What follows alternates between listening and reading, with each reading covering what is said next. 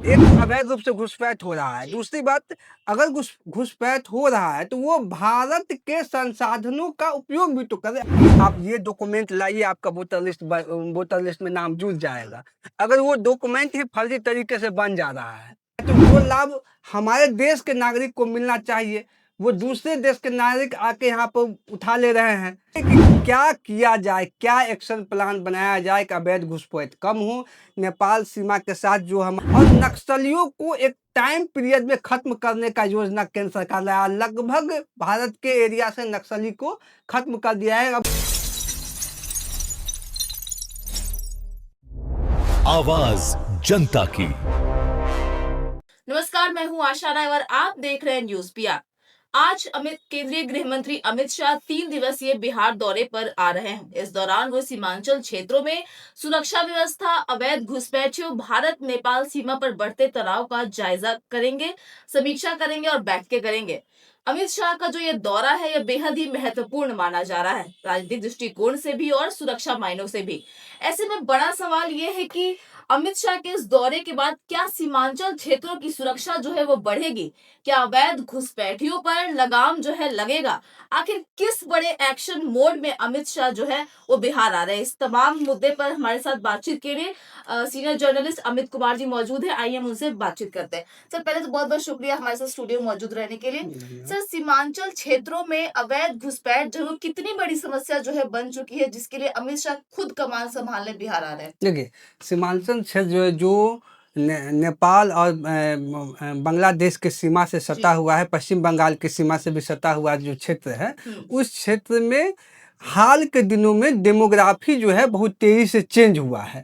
मतलब जो संरचना जो है लोगों का वो चेंज हुआ है। जो समुदाय जो रहते थे उसमें कोई किसी समुदाय की संख्या बहुत तेजी से बढ़ रहा है, किसी का जो है एवरेज जो जैसा बाकी बिहार में वैसे चल रहा है। ये एक चिंता का विषय है। किसी भी खास क्षेत्र में अगर कोई डेमोग्राफी अगर अप्रत्याशित रूप से बढ़ रहा है, अगर ग्रेजुअली बढ़ रहा है, नॉर्मली बढ़ रहा है तो ठीक है, सब जगह बढ़ता है, लेकिन अप्रत्याशित रूप से बढ़ रहा है तो वो कहीं ना कहीं चिंता का विषय है। और इसके लिए माना जाता है कि अवैध घुसपैठ जो है एक बहुत बड़ा फैक्टर है जिसके कारण वहाँ पर डेमोग्राफी चेंज हो रहा है। ऐसा वहाँ पे कुछ सबूत, कुछ जो है कुछ हाल के दिनों में कुछ घटना भी हुआ है जिससे इस चीज को बल मिलता है। जैसे एक किशनगंज में एक किशनगंज के आसपास में एक लड़का पकड़ाया था। उसका जो है सो नाम कुछ और था और उसके पास से जब उसको जांच किया गया, उसका तलाशी ली गई तो उसके पास से बांग्लादेश का जो है सो आईडी मिला था, उसमें नाम कुछ और था। वो यहाँ का सारा चीज कम से कम 12 तरह का डॉक्यूमेंट जो है भारत का बनवा चुका था। तो ये एक समस्या है। इसी तरह किशनगंज के एक गांव में जो है सो एक अवैध जो है जो आधार कार्ड बनाने का ये मामला प्रकाश में आया था। एक भंडाफोड़ हुआ था जहाँ प्रिंटर वगैरह, आधार कार्ड बनाने का फिंगरप्रिंट, जो भी चीज होता है सारा चीज उसके पास था। उसमें एक आदमी पकड़ाया था, 2 आदमी भाग गया था। तो ये मामला गंभीर है। देखिए, एक तो अवैध रूप से घुसपैठ हो रहा है। दूसरी बात, अगर घुसपैठ हो रहा है तो वो भारत के संसाधनों का उपयोग भी तो करे। अगर फर्जी डॉक्यूमेंट बना के वो भारत के नागरिक बन जा रहे हैं, वोटिंग का अधिकार ले रहे हैं, अगर वोटिंग का अधिकार ले रहे हैं तो कहीं ना कहीं सरकार चुनने में उनका योगदान हो जा रहा है, जबकि वो भारत के नागरिक है नहीं।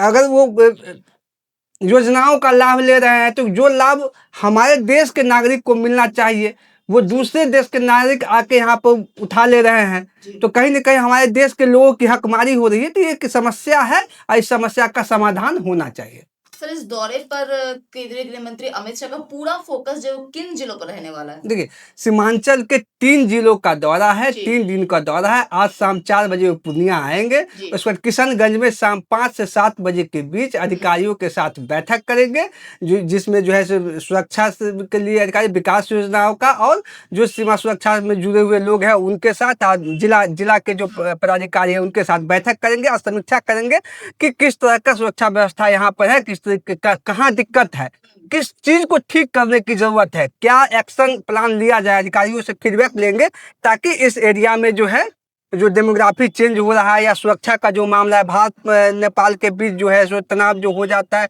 वो किस तरीके से कम होगा, कि भारत नेपाल का 700 किलोमीटर का सीमा मिलता है, जो ज़्यादातर सीमांचल एरिया में ही जो है, उत्तर बिहार का एरिया में ही जो वो आता है। तो उसके बाद जो है 26 को जो है जो गृह मंत्री जो है अररिया जाएंगे, अररिया में लिट्टे सीमा चौकी का उद्घाटन करेंगे। उसके बाद जो है वहाँ के अधिकारियों, 7 जिले के डीएम और अन्य अधिकारियों के साथ, सुरक्षा अधिकारियों के साथ बैठक करके उस एरिया की पूरी समीक्षा करेंगे कि क्या किया जाए, क्या एक्शन प्लान बनाया जाए कि अवैध घुसपैठ कम हो, नेपाल सीमा के साथ जो हमारा तनाव हो जाता है बार बार उस वो कैसे कम हो, और क्या कहता है डेमोग्राफी चेंज जो हो रहा है उसमें किस तरीके से मतलब कमी लाया जाए और किस तरीके से उस चीज को एकदम सही तरीके से किया जाए, इस पर पूरा विस्तृत समीक्षा करेंगे।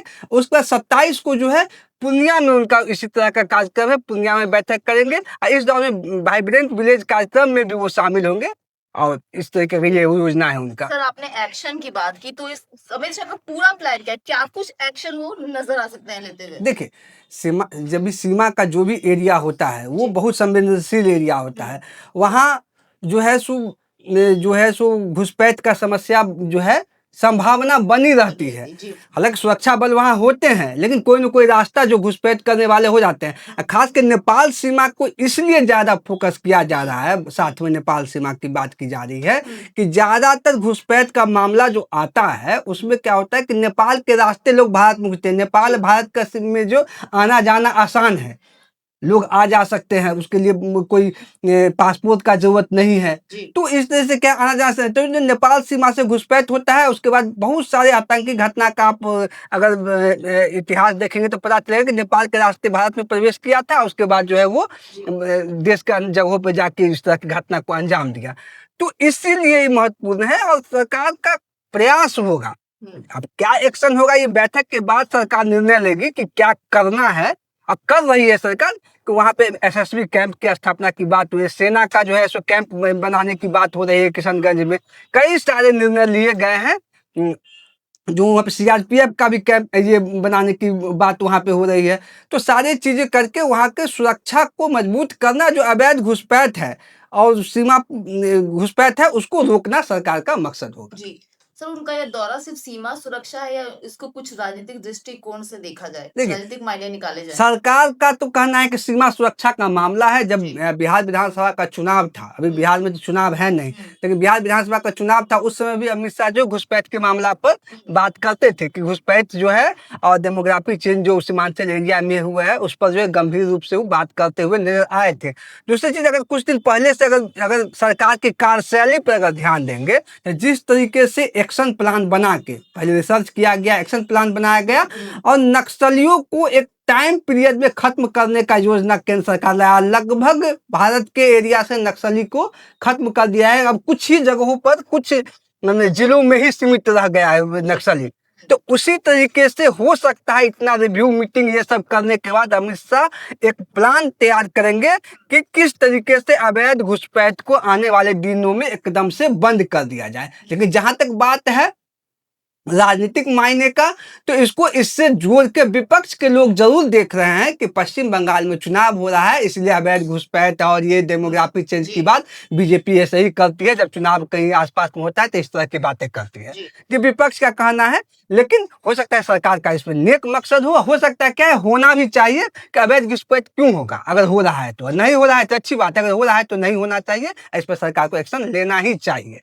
सर, एक वाइब्रेंट विलेजेस की बात बहुत चल रही है, अभी भी आपने कुछ बताया वाइब्रेंट विलेजेस पर, ये क्या है, इस योजना से क्या असर पड़ेगा? 2022-23 में सरकार एक योजना लाई थी वाइब्रेंट विलेज, जिसके तहत सीमावर्ती जो गांव है उसका आधारभूत संरचना को मजबूत करना था। वहाँ सड़क अच्छा, अस्पताल अच्छा, व्यवस्था, बिजली पानी की व्यवस्था अच्छा हो, इस तरीके से योजना लाएगी। अब बिहार में जो अभी वाइब्रेंट विलेज योजना चल रहा है उसमें है कि पुलिस सुरक्षा एजेंसी, बिहार पुलिस और स्थानीय लोग मिलके सामुदायिक जो समरसता भावना, सामुदायिक जो है ये है कि मतलब आपसी विश्वास को बढ़ावा देने के लिए सप्ताह ये कार्यक्रम अभी वाइब्रेंट विलेज का चल रहा है, उसमें शामिल होंगे। सर, देश की सुरक्षा की बात है, बिहार की सुरक्षा की बात है, तो वोटर लिस्ट से घुसपैठियों को हटाना कितनी बड़ी चुनौती हो सकती है? देखिए, चुनौती तो है, क्योंकि कि जब वोटर लिस्ट बनाने के लिए कोई ना कोई मापदंड है जी कि आप ये डॉक्यूमेंट लाइए, आपका वोटर लिस्ट में नाम जुड़ जाएगा।